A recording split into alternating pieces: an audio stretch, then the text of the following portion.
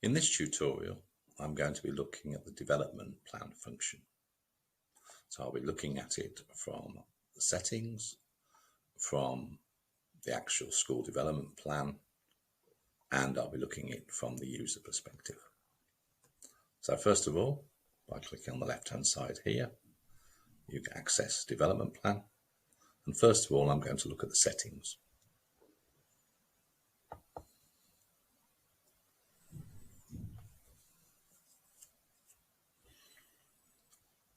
So these are the development plan settings. And as you can see here, first of all, if you don't wish to have costs in your plan, you can turn it on and off. If you don't wish to have duplicate activities, again, turning on off. And the default is presently set up for initials in the plan, but if you wish to have full names. Priorities, the basis to build around your school development plan. And as you can see here, there's some defaults in this system anyway, so it allows you to also edit them. So by clicking on the edit pencil, it gives you the chance here to change the title, change the dates. We recommend that priorities last more than 1 year, as many priorities are part of the 3 and 5 year plan. If you wish to add a priority, click here, put your title in, and then click the start date and the end date. Remember what we said previously about making sure the priority lasts for more than 1 year.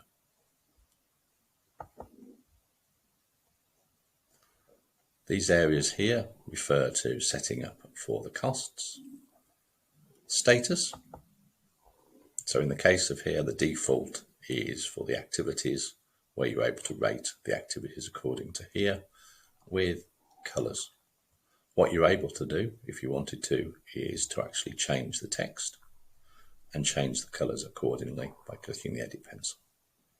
There are also notifications in the system, which are here. So there's various notifications that you're able to turn on and turn off accordingly. You're also able to change the wording if you so choose, but don't change the coding, otherwise the functionality won't work.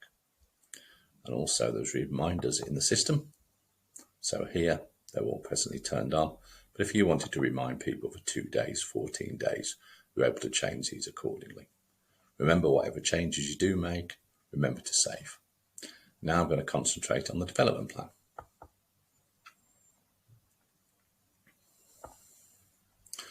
So this here gives an overview of the objectives and the related activities for those objectives, which will produce a graphical display.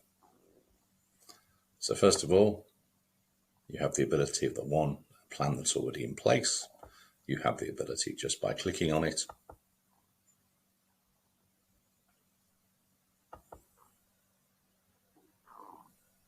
and changing the dates and amending accordingly.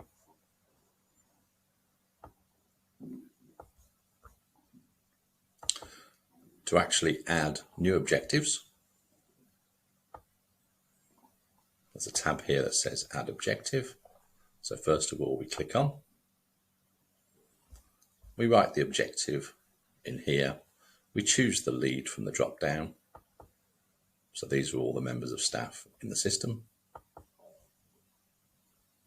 Add success criteria, targets, start date, due date. So these dates do not have to be just the total academic year. So best practice would be you'd set start dates and due dates that varied during the 1 year or possibly over a 3-year period. You can assign particular objectives to department rather than whole school by clicking in here. The next is you've chosen one member of staff to lead this project, this objective. What you're able to do then is to choose other members of staff to be part of the team to work towards that objective by clicking here. So all your staff appear, and what you're able to do then is to choose a particular member of staff and then decide what you'd like them to do. So best practice is, if normally the leadership has set up the objectives in the system, what we don't want is someone to go in there and then change them. So Normally we end up with head of departments, etc., going along and just adding possibly new activities or the ability to edit. Costs, again, can be turned on, turned off, and also adding evidence and viewing evidence towards that school development plan. So you complete this accordingly. What you're able to do then is you're able to copy those objectives and the rights of this one into all your other objectives that you have in place. The next thing, the objective, is you're able to link it to a priority. So these are the priorities that have been set up. So you click on here accordingly. And with that, you're then ready to begin.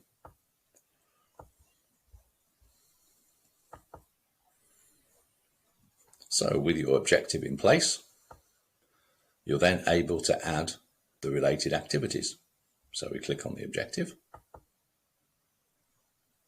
appears here, and then you're able to add those activities, those steps to success.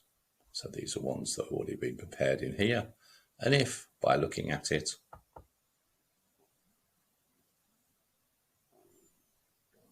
you want to amend this so you don't have to write the same activity year on year, you can change the date accordingly here and put the date to in the future. Also, you have the ability for that activity. What we're looking for is for member of staff. Remember, we talked about it before, about choosing which people we want to be involved in it. And what they have the ability to do is to click on here and to add evidence accordingly by coming up to the top here, clicking what next, and having a link to another area, a document, or a text. If this activity is linked to various multiple departments, such as a whole school objective or whole school activity, what we recommend is when you come into here, you put the name of the subject beforehand. So geography, and then the title of the evidence. It enables you to easily filter. If you wanted to add new activities, obviously, as we mentioned before, it's about talking about the rights and giving people access to add those activities. What actually happens is you click here, Add Activity.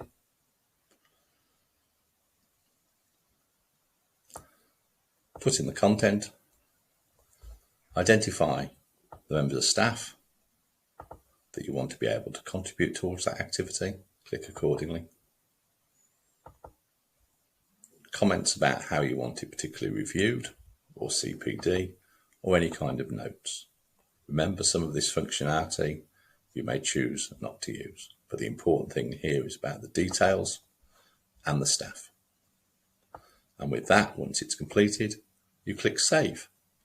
And that is how you gradually build up your school development plan. With your school development plan in place, you're then able to filter. So for example, here, you can filter a date range, so you're able to see progress on each term. You could filter if you wanted to by linking to particular departments. So if you created objectives linked to history, geography, you can refine that accordingly. You can filter by priorities. So for example, here we have some priorities in place. If I click search, all the objectives linked to that priority will appear here and all their related activities.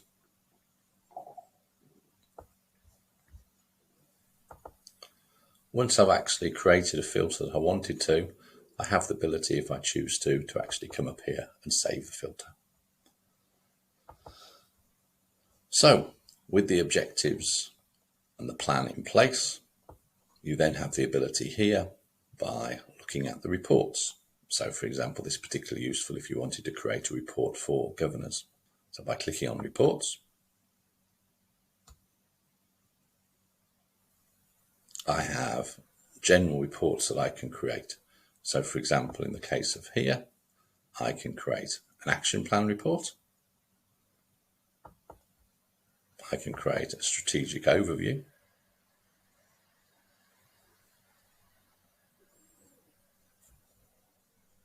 Linked to that particular priority. And I can create a strategic plan. linked to that priority.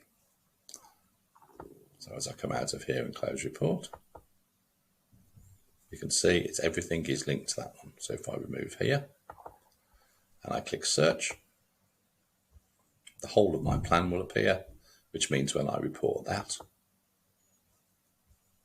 you can see from here that it will be a bit of a detailed plan. If I wanted to, I have the ability to export it as a Word document and an Excel document.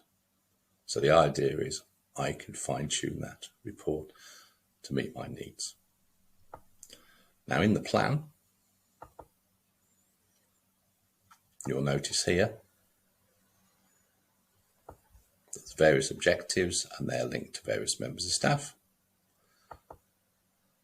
And the activities, as I look down here,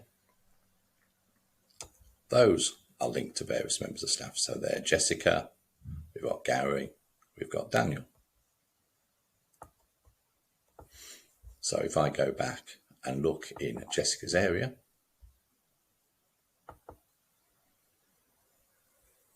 which we have here, you'll notice by clicking into here,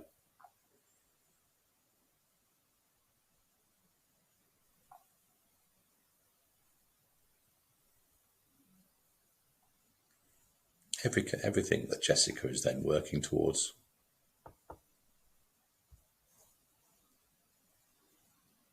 will appear here. And you can see here, looking in the school development plan, Jessica's involved in all these activities, and she has the ability to click on here, come to evidence, and she has the ability there to click and add evidence to help the whole of the school improvement plan. So that is an overview of looking at the settings of the school development plan, looking at how to build your school development plan and reporting, and what the member of staff sees in their portfolio. Thank you for watching this tutorial.